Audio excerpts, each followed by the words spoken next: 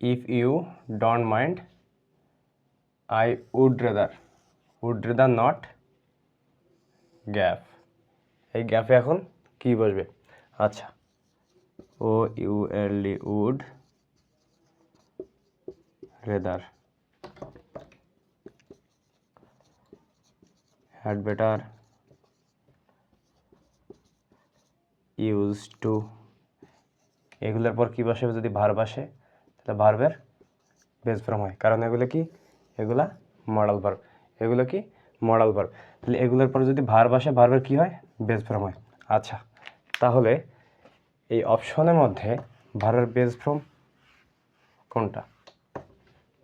আচ্ছা, টু এটা তো ইনফিনিটিভ, এটা পাস্ট পার্টিসিপল, এটা প্রেজেন্ট পার্টিসিপল।